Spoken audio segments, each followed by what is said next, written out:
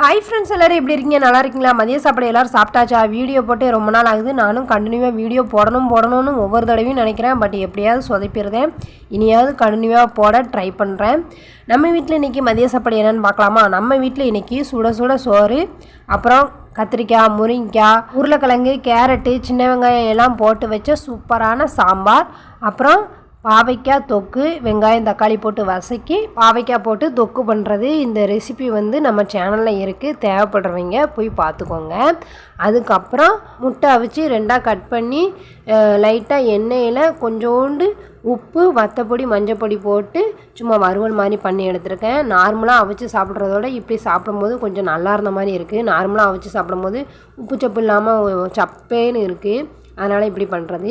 இதுதான் இன்றைக்கி நம்ம வீட்டில் உள்ள மதிய சாப்பாடு. உங்கள் வீட்டில் மதிய சாப்பாடு என்ன அப்படிங்கிறத மறக்காமல் கமெண்ட் பாக்ஸில் கமெண்ட் பண்ணுங்கள். இந்த வீடியோ பிடிச்சிருந்தா லைக் பண்ணுங்கள், கமெண்ட் பண்ணுங்கள், ஷேர் பண்ணுங்கள். மறக்காமல் நம்ம குடும்ப சேனலை சப்ஸ்கிரைப் பண்ணுங்கள். Thank you friends.